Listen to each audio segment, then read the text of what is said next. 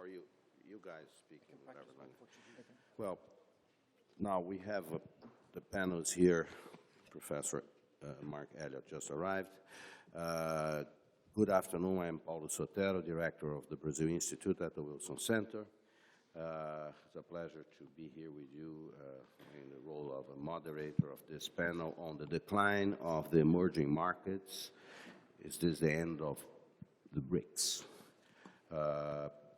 We have, as you can see in our program, Professor Mark Elliott is a professor of Chinese and Inner Asian History at Harvard.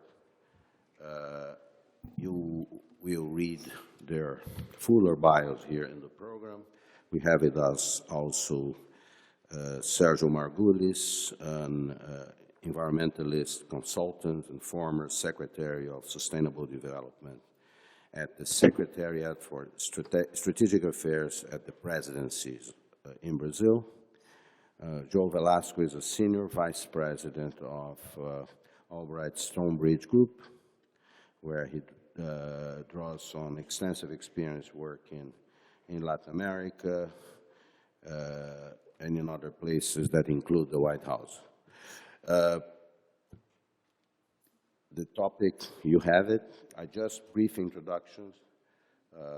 I'm just back from Brazil. I was there on that Sunday of the impeachment, then to São Paulo, talking to people that are very much involved in imagining, shaping what is coming.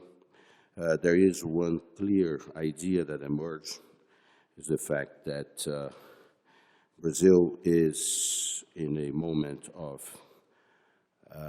as the emerging markets decline, Brazil finds itself in a moment of isolation, self-imposed, and that Brazil has to reimagine its future, its place in the world. You talk to people, experienced diplomats, experienced policymakers, businessmen, and everybody talking about the need to re-anchor Brazil international involvement in its more traditional, in countries that are traditional allies or that geography determines should be the anchors of Brazil international position. In South America, Argentina, and Colombia. In North America, Mexico, and obviously the United States. Reimagining the relationship with a complicated Europe and Japan, in Asia with Japan and obviously China, which is what gives us the BRICS. I will just, in terms of the BRICS, I believe, and we have many contributions in books, in texts, including by senior Brazilian diplomats, conveying the idea that the BRICS was never really something developed as a strategic concept in Brazil. One senior member of the Brazilian diplomatic corps that is probably bound to stay in a position that he occupies now said that, well, outside of the BRICS Bank, there isn't much in the BRICS space that is really very relevant, very consequential to Brazil. And so with that, I would like to invite our speakers. Obviously, they will give their contributions from their own expertise, from their own perspectives. And the BRICS here, I think it's more a term that provokes us to talk about reinsertion in the international economy. And I would like to invite Professor Mark Elliott to start. The way we are going to do this is that we ask you to do initial remarks, like 8 minutes, then we have a conversation and we open for questions because those tend to be the best moments of events like this. Thank you very much. Professor. Thank you very much, Paulo. Boa tarde.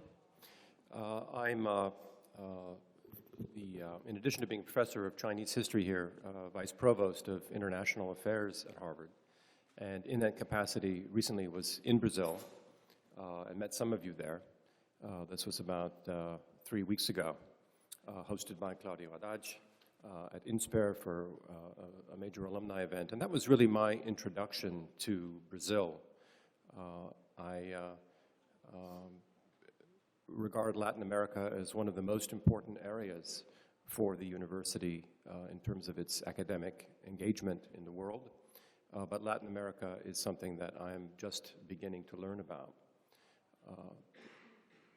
Among the Latin American countries, to be sure, Brazil figures at the very top, or near the very top, not at the very top. Certainly these days, with the political transition underway, which I watched with great interest, actually, on Sunday afternoon and evening.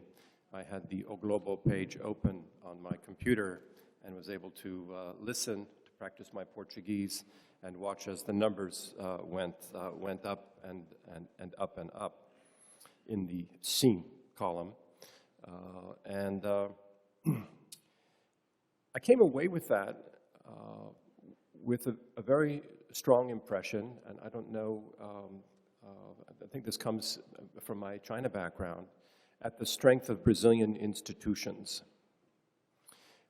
And I was thinking about what a similar kind of a transition would look like in China. And it would look nothing like what was happening in Parliament in Brasilia just a few days ago. And I begin with this because I think that although the focus of our panel today is on BRICS, on the economy, on the global economy, Brazil's place in it, and to some degree China's place in that configuration, behind the larger questions of economic development, what that means, what the financial picture, fiscal picture will look like, monetary policy, and so on, lie even larger political pictures that condition the kinds of economic decisions that can even be made, and the way that people who are responsible for thinking about and providing solutions to economic challenges are chosen to serve in their positions, where they are educated, the kinds of experience they have, and their relative role in the government.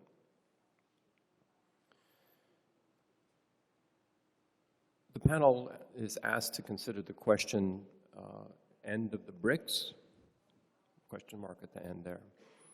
And as Paulo suggested, well, yeah, maybe, but then that might not be the end of the world, because the BRICS idea was really never that firmly entrenched certainly not in discourse in Brazil, and not really in China either. This was, I think, always to some degree an aspirational notion, and a very fine aspiration at a time, say, 8 years ago when it looked, or even longer, 10 years ago when it looked as though there was a kind of convergence movement in the same direction in Brazil, Russia, India, China, and South Africa. Certainly today it doesn't look like we have anything like that convergence happening.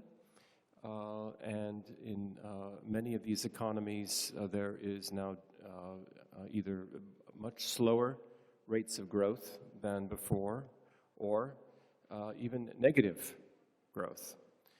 So that, I think, offers a pretty clear indication of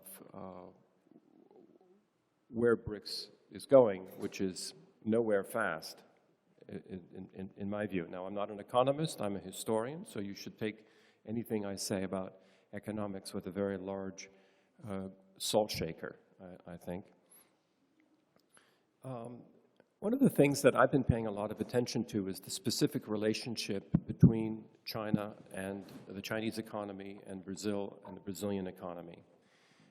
And we know that China is Brazil's most important trading partner. It's its largest trading partner, has been for a number of years. We know that Chinese exports to Brazil have fallen, even as Brazilian exports to China actually went up slightly in the last year. But we know, most importantly, that the slowdown of the Chinese economy is the thing that has kind of given the world economy a kick in the teeth with respect to commodity prices, so that any economy that is dependent upon commodities for its economic growth has found itself in a very tough position as the Chinese growth rate has fallen from 10% to, well, we actually don't know what it is now because we really can't believe what the Chinese government tells us about its rate of growth. But let's say it's something like 6.5%. So this gets back to the BRICS question. The Chinese economy is now at a very different point than the other so-called BRICS economies are at now. The Chinese economy has absorbed all the growth it could get out of that initial first 20 years or so, that model of growth, export-led development, familiar to everybody here, I'm sure. And it now needs to turn to developing domestic consumption and a service economy. The ability to do that will determine the rates of growth in China for the future and will, to a large degree, affect the way that the global economy, including, of course, Brazil, is able to get through what is at present a pretty tough patch. So then the question is, what does it take for China to make this transition to a domestic consumer and service type economy, the domestic consumer-led and service type economy? And most of the analyses that I'm familiar with suggest pretty strongly that fiscal policy, monetary policy is not going to cut it anymore. And that there are some structural reforms that need to take place. And the world is looking, and has been since the presidency of Xi Jinping began, to find out what those structural reforms were going to look like and when they were going to really start. So that was 3 years ago, a little over 3 years ago. We're still waiting. We still don't know. It still does not appear as though the kind of meaningful structural reforms, particularly in the state-owned part of the economy, have happened. There are different reasons as to why, but I think the underlying reason is political, and this gets me back to where I started, and I'm about done with my initial remarks here. The Chinese government fears nothing more than instability. The kind of scenes that I saw when I was in our office in Sao Paulo, on Avenida Paulista, just a couple of weeks ago, are unimaginable in China. Would not be permitted to happen. That would be a sign of serious loss of central control, a sign of chaos, a sign that there were serious problems and the government had to come in to solve. So long as the government in China remains persuaded that it needs to be in control of everything, including the exchange rate for the renminbi, then I think it'll be very hard for them to implement the kinds of structural reforms that would be needed to help the Chinese economy make the transition that it needs to make, get the fire burning again on the sectors of the economy that were consuming so many commodities, and to help other countries, including what I will call the former BRICS countries, to get back online. But I'll just end with this, and maybe we shouldn't be talking about the past of BRICS, but we should be talking about something like the future of BRICS, which are the democratically emerging countries. Let's not just think about economics. Let's think about Brazil, India, Indonesia, and South Africa, BIIS, where there are many signs of very strong democratic institutions that have matured and will be there to help manage the different sorts of challenges, including, of course, economic challenges in the years to come. Thank you very much. Thank you. Thank you very much, Professor. Yeah, I'm very glad that you noticed that there is a certain political maturity in Brazil that allow citizens to go to the streets to vocalize their views, and rights are respected to do that. But you touched on something that's very important. You mentioned that in China now they are face-to-face with structural reforms. What are those? Well, this is one common theme, I think, on the BRICS, with the old BRICS, because if there is a topic in Brazil that is in front of us, we have a very urgent fiscal situation to deal with that we have to do, and there is not much room for mistake.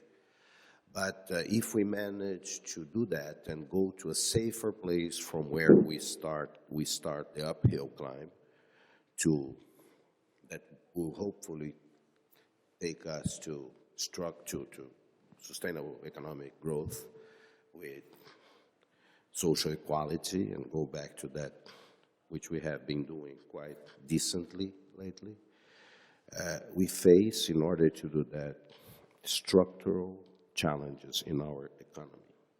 And I would like to invite Joel to explore a little bit that topic. You want to go there? Okay.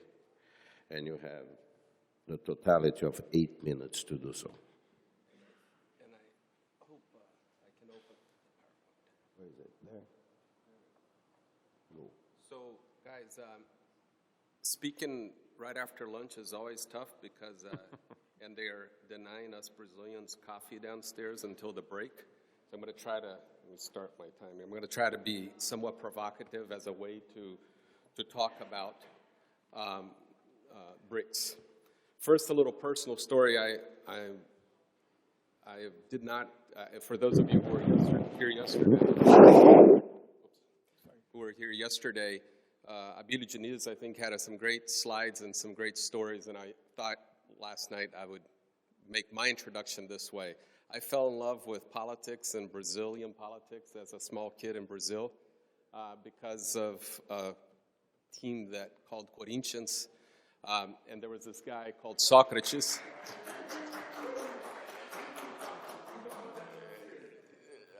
We'll get to the BRICS here in a second. But and I was, I think, in 1984. Actually, this is Vale do Anhangabaú, but I was in Goiás, and very quickly learned that something called Direta Já, which is the direct elections to president. And the reason I learned about it is because I wanted Socrates not to go to Italy and play for Fiorentina. And he said that if Direta Já went through, he would not do that. It was another period of instability. I think it was the protests at that time in São Paulo were just as big as we have them today. But just now getting into the more serious stuff, just a little quick intro since we're in an academic setting. The BRICS thing came up in 2001 thanks to Jim O'Neill, at the time Goldman Sachs, who coined this term. And it suffices to say that first, it wasn't a prescription. It was just saying, hey, here are 4 countries you can really, that if they really do the things that they should do in terms of structural reforms for growth, and these countries should be not only have an important role in the global economy, these should be, looked upon. By that time, it's just Brazil, Russia, India, China, no South Africa. We saw sort of this love affair. In fact, there's all kinds of funds that were set up around this. Brazil, at the time, under President Lula, embraced this in a very wholesome way, I would say. This is actually Lula in an op-ed. I'm not sure he wrote it himself, but anyhow, it's given to him. In July, he was reminiscent that in June of 2008, we would transform this just acronym into an effective tool, right, for economic, geopolitical, and strategic means, and then we were going to, favor growth in our countries. and this would lead us to a new agenda of global, multilateral, multipolar development. Sounds pretty cool. And in 2009, as you guys all seen, I think people have been showing these Economist covers all the time, but I still like it. Brazil was taken off, and it just sounded like it was the perfect thing. By the way, in 2013, the Economist caught up with the times and realized that things weren't taken off. And as you guys have seen just this past week, we are in even worse shape. What's funny to me, and one of the reason I'm bringing this up, is that Lula, in hindsight, right, 2014, when things are already bad, is still sticking to that policy. And whether we disagree with the BRICS concept and what has been done and the marketing ploy around it, the Brazilians embraced it. They saw finally, oh, somebody's recognizing us. And I think they've driven their foreign policy, whether they wanted to or not, that way. Oops, I think we've lost that. Not sure, but what you have here is a map of all the trade agreements Brazil has. And what's, oh, no. And actually, that is pretty much all the trade agreements Brazil has, because what you see is that Brazil really doesn't have any trade agreements with anybody that matters. It has one with the BRIC country, which is India, and I think it covers a whole 400 products. And then if I showed you, some of you saw this, the next slide, which also doesn't have anything, which is where the BNDES has been supporting Brazilian companies to go abroad. I think I can list them from memory.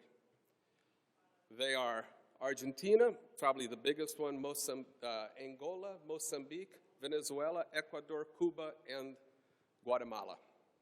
So those are the places that Brazil, as a foreign policy and as using one of their big economic tools, have invested in. And what that, I think, to me says is that the country has embraced this sort of multipolar BRICS kind of lingo, but taken it really for sort of the PT's own policies. And what that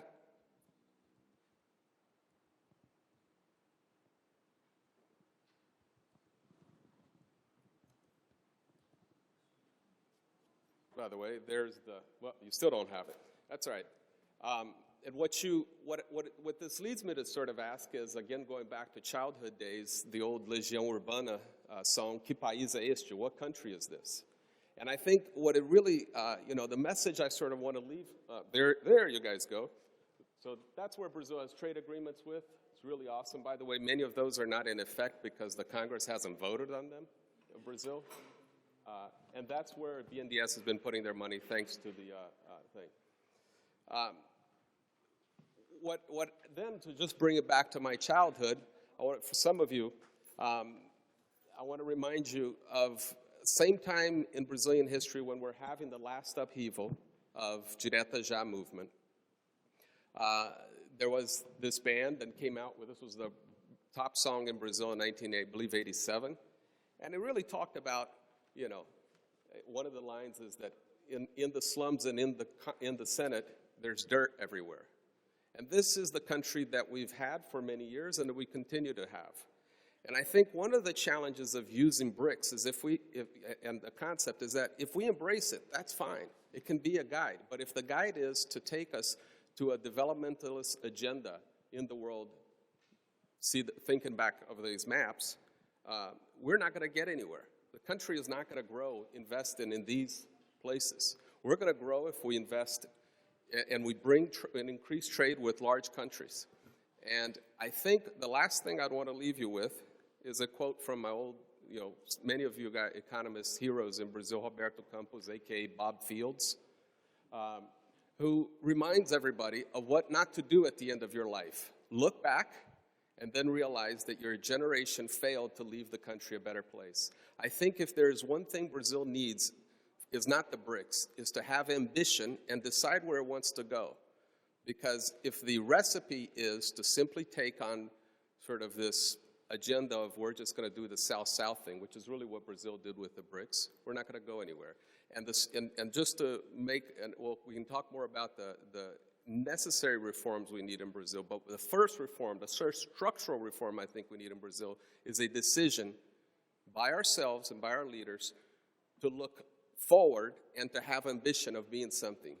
If our ambition is to be the leader of the third world, we're going to have the same country over again, and some new Bob Fields will write his bibliography, and it will be exactly this. Thank you. Well, thank you, Joel, very much. Since I am more on the positive side of things ever, because I choose to, I think there is already something very positive in this discussion, which is, there is an option that Brazil has made. Brazil will face and will resolve its problems as a democracy. That is a very important parameter here. Another thing that I think Brazil has chosen another path, and it's the topic that Sergio will help us with, is I think in one major, probably the most important global issue there is, the issue of sustainability. I find it very interesting that sort of a welcome irony that what was probably the last act of President Dilma Rousseff as leader of Brazil was to come to New York last Thursday and yesterday signed that document that was reached, the agreement on climate change that was reached in Paris in December, which is a very meaningful, important document that will condition development, growth in different countries, regardless where they are. And one person that contributed in a very important way to that discussion in Brazil, as a World Bank economist, as a public servant in Brazil working at the presidency, and after he left is exactly Sergio Margulis. So I would like to invite Sergio to share with us his perspective on these new formats that the world are going to, including BRICS or the post-BRICS world, and bringing us the perspective of sustainability to that. Well, thank you very much. Obviously, much honored to be here. Thank you very much for the organizers for the invitation. I'm sorry I was told originally, or I misunderstood, that I would have 12 minutes, and I flew 25 hours. I think we can compromise going from 8 to 9, perhaps 11. 9.5. 9.5. 11. Great. Appreciate that. Yes, go. This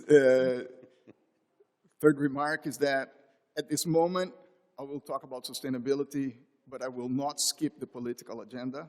So I will mix things here, and I will provoke probably my three predecessors. Professor Elliott, I'm very sorry that you think that you heard Portuguese in the Congress. You didn't. What you heard is something very different. And Mr. Velasco, I'm sorry, you were born in another state. You should be Flamengo, not Corinthians. Look at that. Just while you're going there, I was actually, unfortunately, born in Mississippi, which, yeah. Goiás, where I You are excused Goiás. for having been Corinthians. It's okay. It's okay now.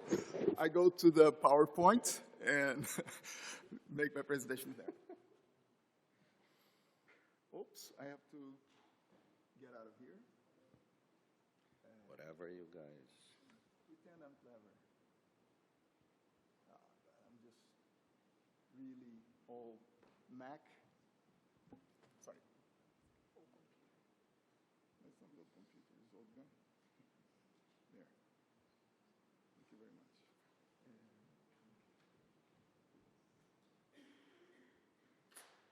Okay, very briefly, speaking after Mr. Canuto and my previous colleagues, I will not pretend to do any great economics here. I'll just be very general and brief. From the outside, the BRICS might have made economic sense. My perception is that from the inside, from within the countries, there's only competition between these 5 countries, except perhaps that they may fight together to have access and more fairly compete with the OECD. And the story of the BRICS is nothing like the Benelux. you weren't born. Benelux is the origin of the European Union, Belgium, Netherlands, and Luxembourg. So for them, that thing made sense. And this political misalignment among the BRICS could only be greater if we made Iran to join. Then there would be even more crazy political alignment. And perhaps the best proximate indicator among these 5 countries is land area, which is not really a significant economic indicator. I just put there some very simple World Bank economic indicators. Population size, you see that South Africa and China have a difference of a factor of more than 30. The GDP per capita, India and Russia, champions and losers, or last place, I'm sorry. The GDP growth per annual average growth rate, CO2 emissions per capita, poverty levels, poverty head count ratio at the national poverty line, and the land area. So not very great comparable indicators. China, India, and the Asian countries in this globalization era, they were assigned the assemblage, labor-intensive assemblage, while Latin America, the supply of natural resources. The thing is, and the question is, okay, either strategies. Did we close the gap with the OECD countries, or are we more distant now? In the first presentation, Mr. Gomes said that our difference to the US went from 100 to 60, up to 110, and that's the picture perhaps. The gap is perhaps not decreasing, although countries are getting richer, so at least that. Of course, exporting natural resources in itself is not the solution. We have to transform capital. I will not tell you the big story of Nokia, but okay, you go from wood, logs to Nokia. That's the Finland story. And okay, we should do that, transform capital into different forms. But it's been difficult for Brazil to do this, at least. So this verticalization and how to just keep exporting iron ore is not taking us too far in this chain. The BRICS, I exclude Brazil now explicitly. They traded to a very good extent, all the 4 countries, environmental for economic growth. And Brazil is a bit the good boy. The question is whether this is just due to our God's blessing. The trade-off is on the spotlight. China is the largest greenhouse gas emitter in the world. Russia and India are among the 10 most, and South Africa is second highest among these countries in per capita terms. Brazil is named after a natural resource. All the major economic cycles in Brazil refer to natural resources: rubber, sugarcane, coffee. And then the question is Brazil's performance brilliant, extraordinary, or exceptional in terms of protecting its environment and your environment and natural patrimony? We got there without compromising standards, ethical standards. Professor Elliott was mentioning something along these lines. And so much natural blessing, but he put the Chinese on the other side. That's when Brazilians start to look inwards and say, Jesus, all this natural wealth, and the Chinese are on the other side. Well, let's look at our administration then. Well, the Germans have been administering Germany and the European Union. It would be great to give them can you administer Brazil for, say, 5 years, see where we get? Well, after the 7-1, Germans are not welcome to do anything in Brazil, sincerely. Just a joke, difficult. And then the question comes, can we do ourselves? And there is some pride here, and there is something obvious. We have to do it ourselves. Well, how did we do it? And then, this is now where I'm turning a little more political. Are we doing that badly? What are we doing? What is this turning point right now? So I'm going to go back a few years in the past, perhaps years 2000, and let's look at some statistics. The first, let's start with sustainability. That is the rate of Amazon deforestation. Brazil has had on the average of 18,000 square kilometers deforested every year. And suddenly in 2003-04, we went down to something extremely low and sustainable. The levels of deforestation in Brazil are at this level now. When you look at national greenhouse gas emissions, not one country in the world has achieved a reduction as Brazil did since 2000. Roughly, we got just a little more than just a half, 50% in that short period of time, due to control of deforestation in the Amazon, true. But this reduction, no one did it. And then now it's getting more serious here. Extreme poverty line. The Millennium Development Goals were about all countries, poor countries, reducing poverty by half. And the target was 2015. Brazil was the first country to achieve that, significant country, big country, in 2006. And the poverty has just been declining until now. Wow. That turn is that government. That same government also focused not on just elimination of poverty, the Bolsa Familia program, but income distribution. And the Gini coefficient is just there, plain, simple, and clear. No precedent in the Brazilian history. And what a coincidence, that government did it. And then this is the most disturbing. Well, the next one is the most disturbing, but this is really disturbing. What it says is this. For 14 years, since that government, what happened in Brazil? People don't want to show this data, and I'll spend 1 minute on it. We divide the Brazilian population in 10 deciles, 10 groups. The 10% richest, the 10% poorest, and the 10% groups in the middle. The richest Brazilians, the 10% richest, they had their average income grow, average annual income growth of 1.8%. The country that had the same level of growth was Switzerland. The same period, same rate of growth. So the rich Brazilians, they got richer, not poorer.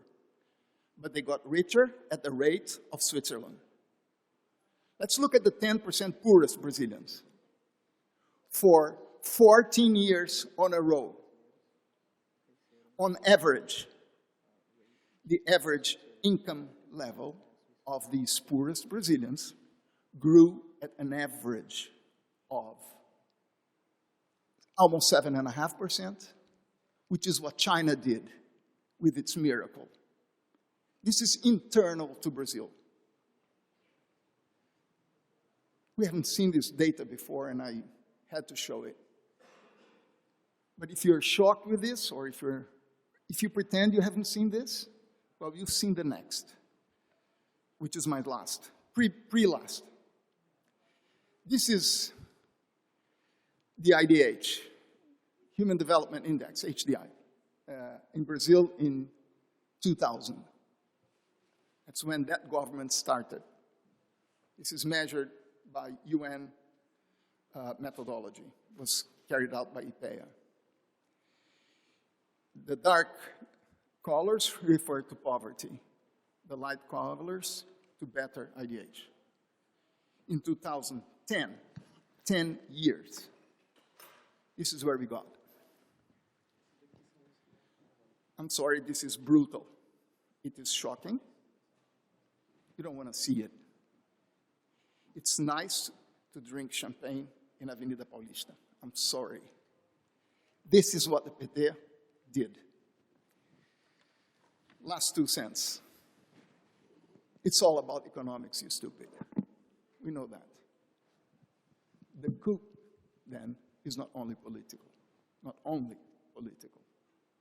And Lula has always said, they won't understand. Do you? Thank you. Well, with that, we have time for questions, and I would invite people who want to ask questions. There are mics here, to come to the mics, to identify yourselves, and to address your question in the form of a question, preferably. We start with Mr. Ottaviano Conuto. A Can I go? question. Okay.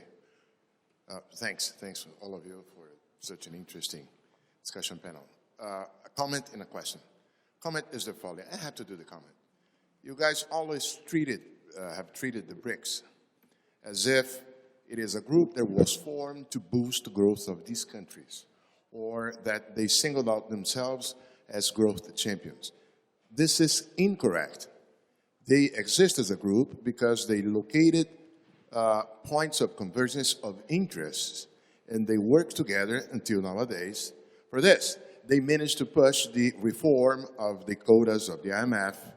They still get together to take positions in several regards, like supporting the SDR and so on.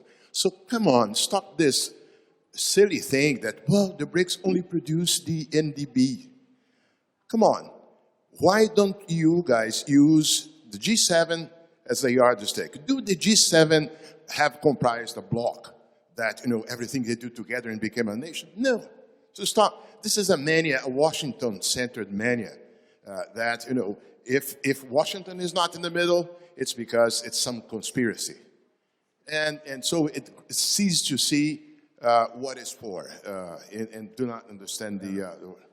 We get it. We Okay, no, there but is then a question. There is a consultation mechanism around the international financial institutions. It has existed.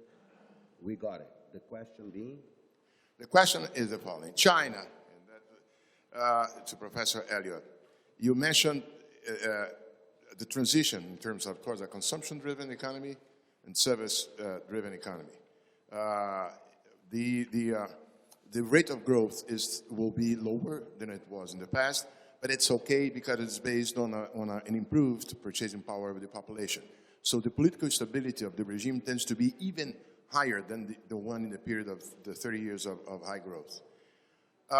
Does the transition, as you see it, entails shifting out the labor-intensive parts of their production, or they will be too much conservative and try to keep them? Can you just repeat the very last part of your question? I'm sorry, I couldn't hear. Do you think China will retain labor-intensive production, or will let it go away? Well, again, let me stress, I'm not an economist, and I don't study the Chinese economy professionally, but I do observe it closely. My sense is that the pressures are to reduce the state-owned enterprises, which have been growing in number in recent years, to reduce those that are labor-intensive. And one principal reason to do so is to free up capital for investment in other parts of the economy. Just as was stated by others on the panel, the capital is needed to transform the economy, and China is no exception. China has been able to make use of, to get capital from different forms, not all of them entirely legal, in the past 15, 20 years or so.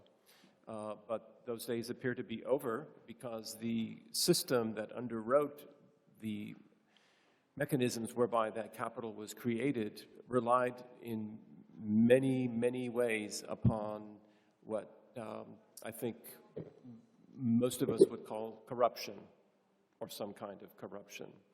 The government has made it clear, the party certainly has made it clear, that that way of doing things is no longer acceptable. What exactly that means, though, remains really unclear still, how that will be rolled out. Meanwhile, in terms of stability, if there are hundreds of thousands of people thrown out of work because really large and unproductive or underproductive factories are being closed, then I think that raises the question, puts back into question the idea that the gains that have been made in purchasing power are enough to keep things quiet for the government. That's a judgment call that I think there are different opinions about among the Chinese leadership, and so far no one's been able to come out on top on that. Okay, next question. Hello, good afternoon. My name is Heitor. I'm an MBA student at MIT. My question is mainly for Mr. Margulis, but the others might feel free to comment. So my question is, what went wrong? So you showed several indicators that many things were very good, but I want to understand what went wrong, mainly considering that the indicators that you showed ended in 2010, 2009, 2012, and now we are in a huge crisis where many of those gains might be just washed out with this sharp GDP decrease and huge increase in unemployment. So that's my first question. And my second one is, what do you think we should do to get out of this crisis that we got in?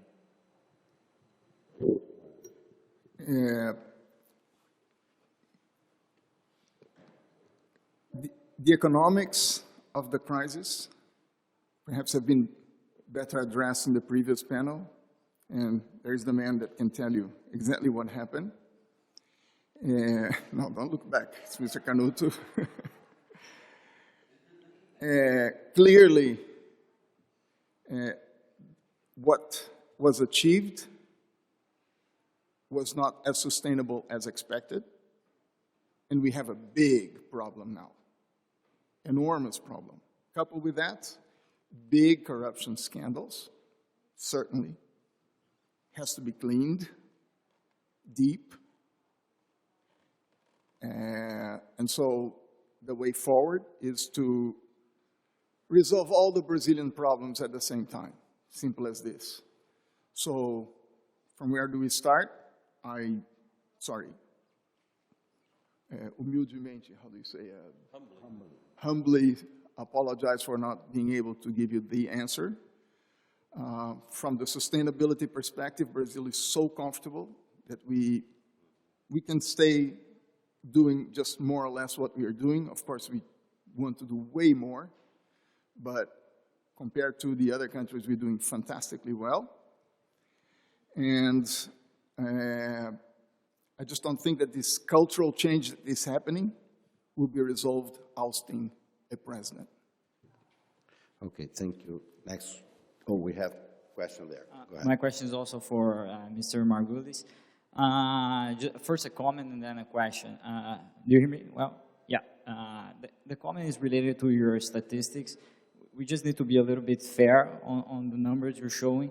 When you say 10% of the richest Brazilian has their income growing at 1.8%, and the 10% lower, the poorer country having their income growing at 7.5, you're talking about a very low base. That's why it's a high number.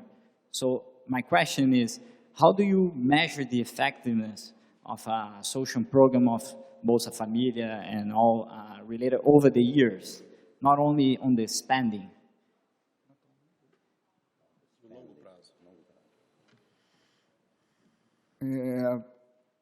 I can't answer you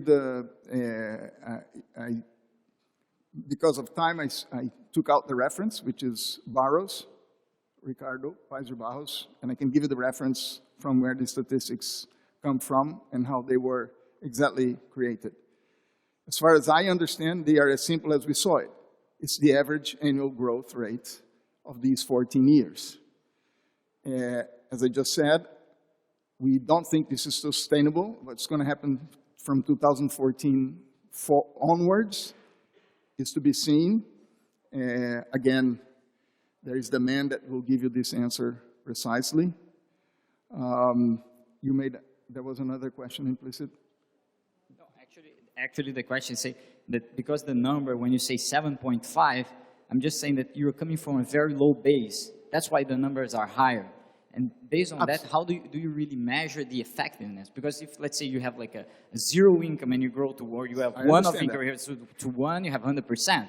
So it's not really fair you do this comparison. You need to address this on your speech. And my question is, how do you really measure the effectiveness? What's happening with those people over time? Do they are getting trained? Are they getting better skill and move on to a different level in the society? How well is being spent the money? Just like income transfer, or is there anything else that can be done? How do you measure this? It was not income transfer, I mean, only. The Bolsa Familia, by the way, it's not an income distribution mechanism, is it? It's poverty alleviation. And it doesn't cost anything, by the way. It's so cheap. What else do you want to do to distribute the income? Mean, increase the income of the rich more than the poor. You don't like 7.5% in the line versus 1.5%? How much more mathematical manipulation do you want to do? But my point here, Mr. Margulis, it's over the years, what happened with those families? I do agree that we need to have poverty alleviation. I do agree. Right. Yes, and it's cheap. It's only like 3% of GDP. Okay? My point is, how well, or what is the commitment for the other side to get their development? They move on, they get more trained, they get better skill, and move on for a different level in their society. Can I suggest something? After the session, you guys get together and talk this through, because we have a next question there. Thank you very much for these fascinating presentations. My name is Danilo. I'm a PhD student at MIT. My question is for Mr. Joel Velasco. You mentioned a South-South cooperation in Brazil, and it wasn't a little bit clear for me, but I think you have a sort of critical tone about that, right? Yes. And my question is, a country should go where opportunities are, right? And in many cases, there are not only economic opportunities, but also learning opportunities across these countries because they're facing the same type of problems and challenges. So my question is, why not South-South cooperation in Brazil? Great. So I think first, yes, I am critical, and the issue is, and this is why I come back to what does Brazil, what does the nation want? We're absolutely right that we've had great progress in Brazil. And that's what, regardless we debate over the statistics, that is a huge success, and that's something to build on. The question for me has been that the government we have, the structure we've set up, is driving towards a policy that is really just for the state. The BRICS, if you look at it, one of the only things that has in common is really state-led growth. All of those governments, those countries, believe that the government should be at the center of it all. And when the government is at the center of it all, some things have gone very well in Brazil, but others have not. And I think when if you did a poll in Brazil today, you'd ask, where should Brazil be focused? I guarantee you it's not the South-South, because that's not where the opportunities are for businesses. That's not where the growth is going to be for a country the size dimension of Brazil. Last thing I just want to point out is because I think this has sort of come up here and already in some of these questions is what is really going on in Brazil now? And I think that's and I think part of that is I believe Brazil is finally having the social conflict that everybody couldn't understand why Brazil never had. The U.S. had its own civil wars and so forth because of race. Well, Brazil has never really had a major struggle, internal struggle. And I think part of that is happening now is largely because we've taken a lot of people out of complete poverty into a little bit better lives, and now they're wanting more. And that wanting more is a great thing, but it forces the country and the nation to decide what it wants. I argue, and I don't believe, that it should be a political choice because we want to help the guys in Africa. It should be what's in the Brazilian interest. Let's invest where the business is going. Roberto. Thank you very much for this presentation. My name is Roberto. I'm a student at HKS.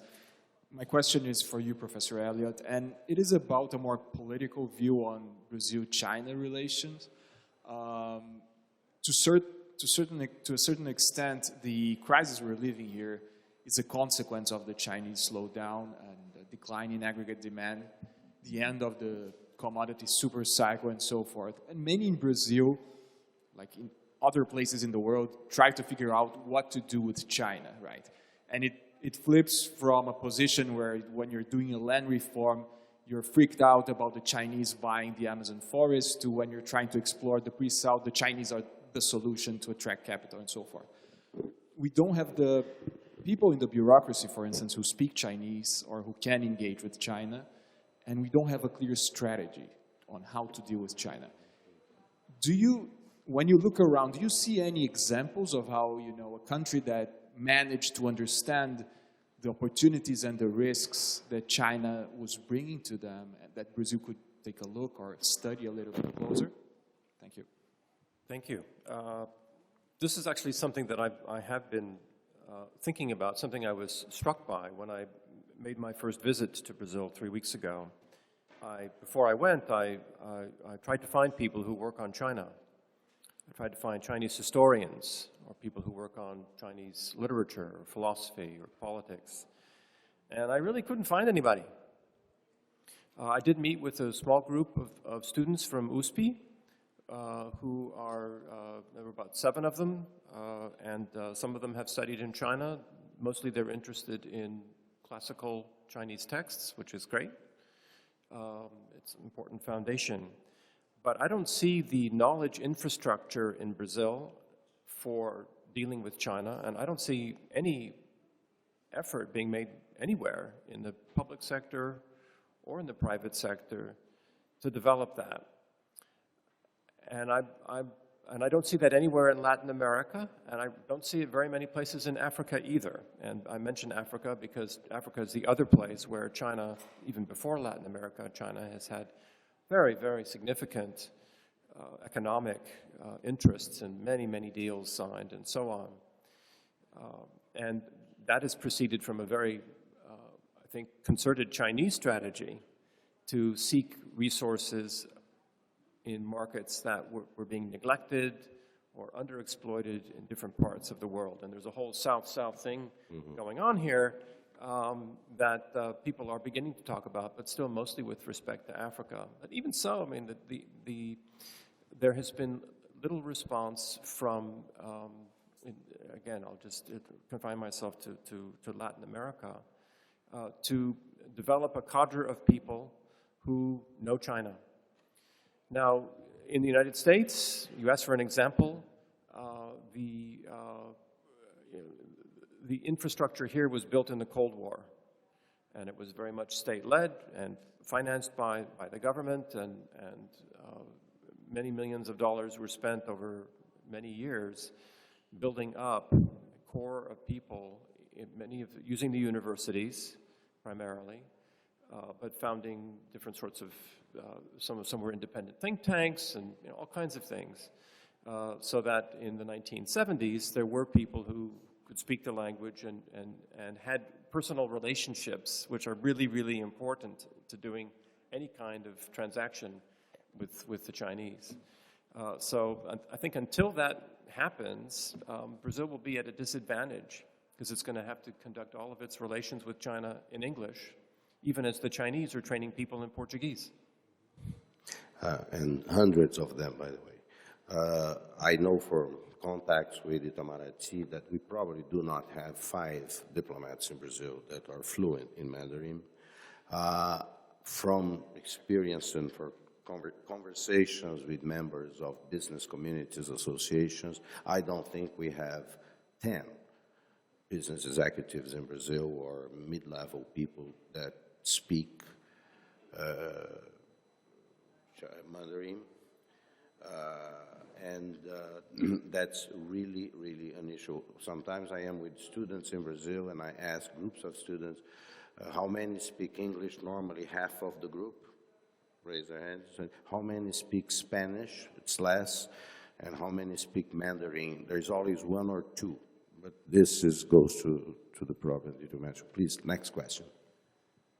Hi, my name is Bruno. I'm an MBA student at the University of Michigan. First of all, thank you very much for your time today.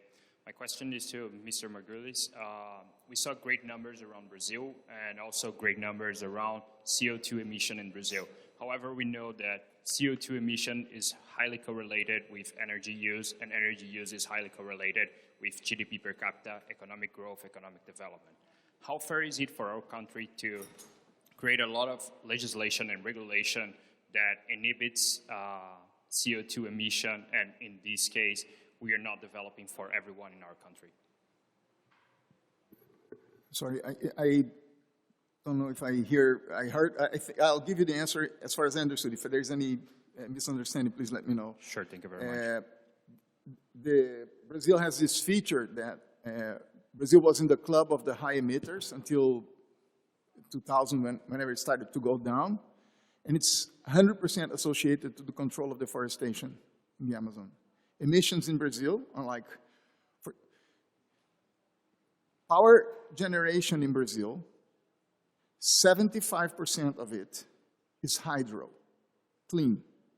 So that takes care of a lot of emissions. So the energy sector in Brazil has never been the primary source of emissions. The primary source of emissions have been land use change. Goes into the other statistics, the AFALU. What's happening is that, okay, now with the control of deforestation, emissions went way down. And now we are at a situation where we are one-third, roughly. One-third energy, one-third land use, one-third agricultural sector.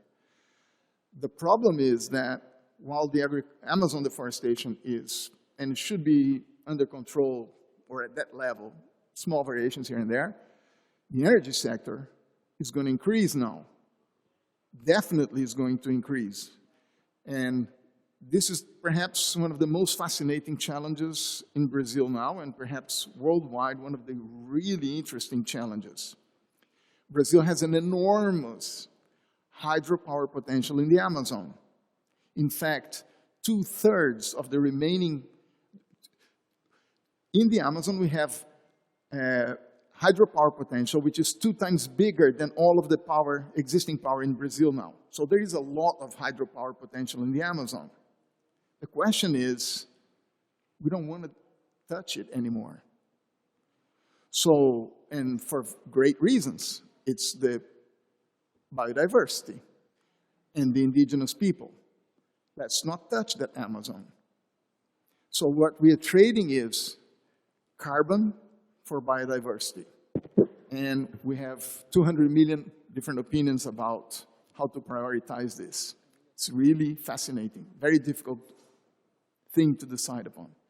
I would take this opportunity because we have here a person that dealt with the problem from the government perspective. Joel, in a previous incarnation, worked with the Ethanol Industries Association in Brazil. And Sergio, I'd like to ask you a question on, it always intrigued me. Brazil invested enormous amount in producing in what looked to be a very interesting industry of ethanol, carbon-reducing producer of energy. This was actually, I remember, as a correspondent in Washington, was one of the major causes of drivers of President Lula's energy policy until up, more or less, the findings of the pre-salt, when it switched. I'd like to know, and today I think the ethanol sector, from all indications, pretty broke.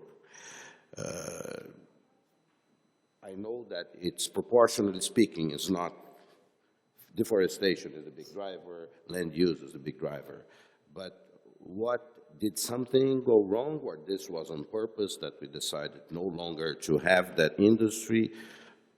What happened and what happened from the government side, from the private sector side? Yeah, I guess I'll just say, let me just take a, just one makes, some things that Sergio said, just both agree, but just expand on it. I mean, I think this is a case where Brazil has a success story. It is one of the distinctions. Brazil, as you pointed out, very different than the other BRICS. I think the incremental growth that Brazil can have, this is not a barrier I would say, because we've got hydro, because we've got biomass, and honestly, I think because the more important thing, you've got the combination of two things: a population that is not going to accept what I think the Chinese have been willing to accept, sort of dirty power, let's call it, to make very short off of coal or anything else, and a population that, because they embrace clean tech, and an economy that has a fantastic dynamic agribusiness. And that's where, this issue of the ethanol industry comes in.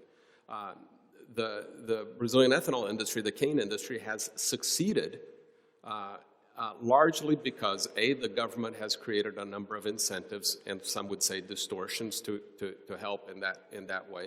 But more importantly, because they have been innovative. They have, over time, have come up with great ways to produce what is in essence a low-value, low-cost product that has a good environmental impact.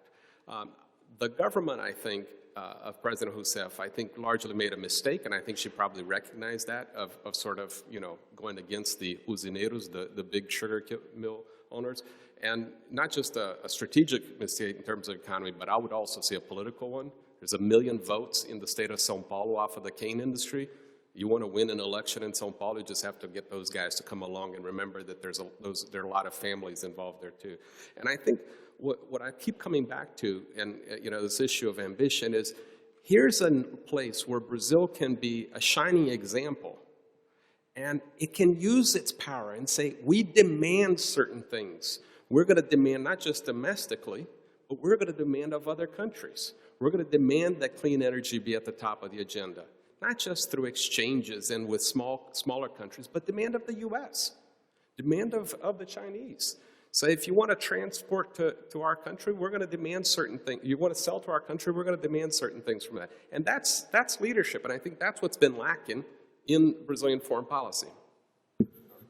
Clearly, in the last 3-4 years, there was a policy that absolutely broke the sugar industry for the purpose of controlling inflation. We know that. It was, looking back, a disaster, and even looking at the time, it was a disaster. There was nothing to defend on that front. Okay, that was the decision. Now we are back in business. The history of the sugarcane industry is clearly a very successful story. It started from a completely subsidized program in the 1980s, the Proálcool.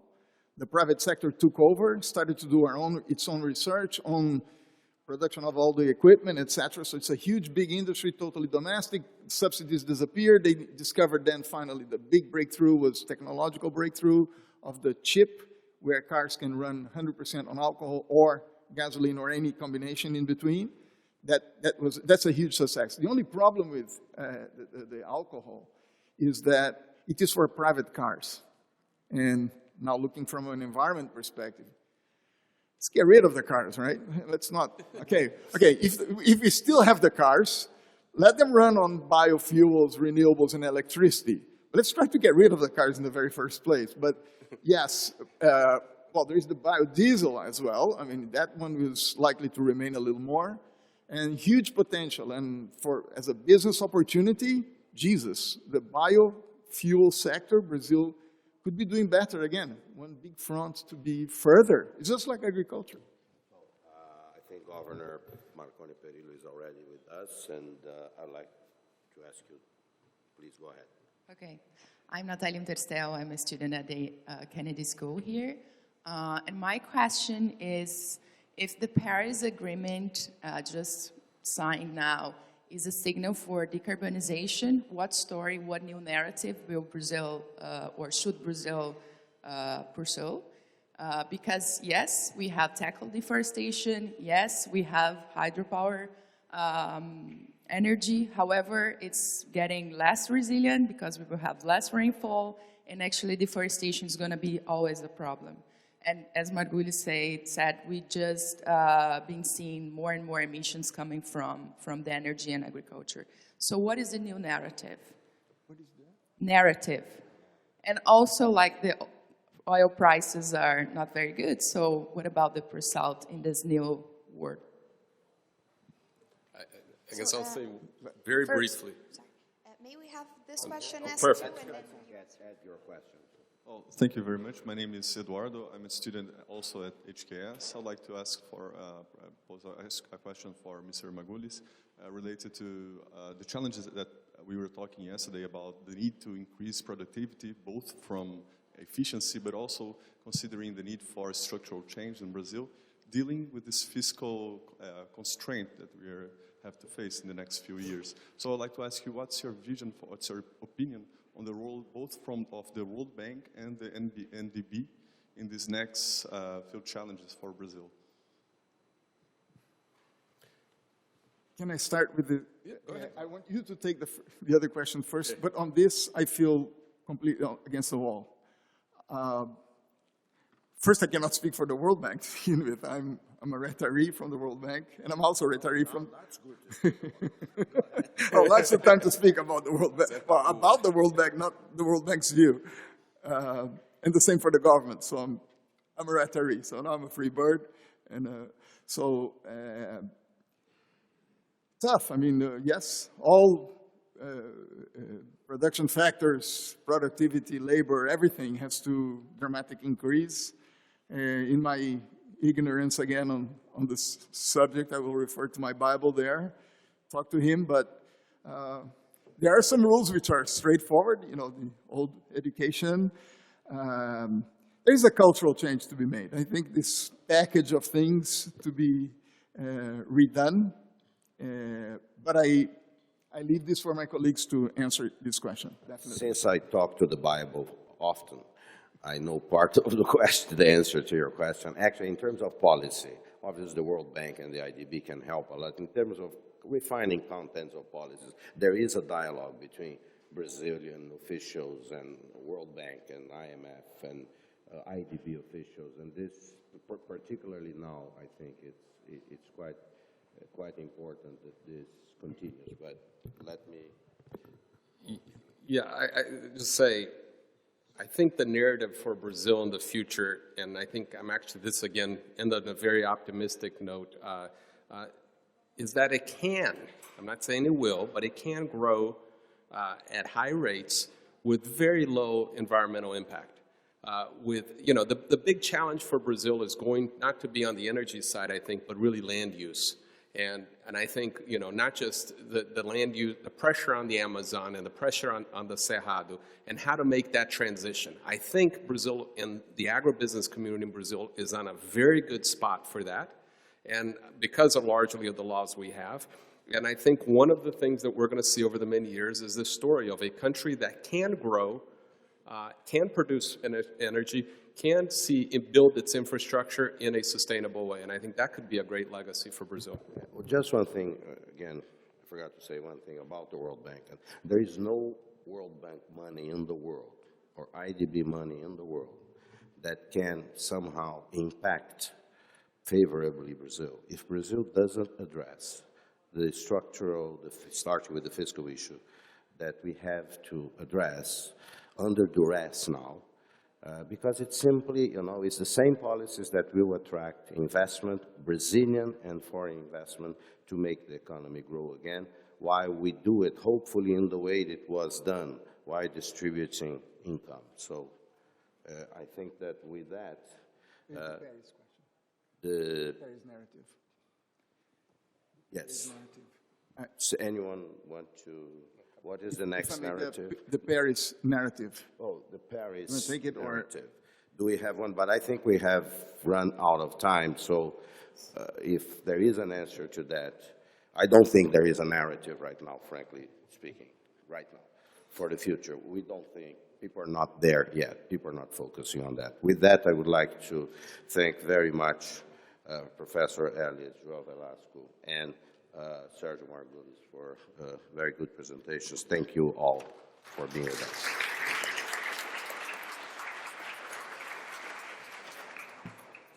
Huh?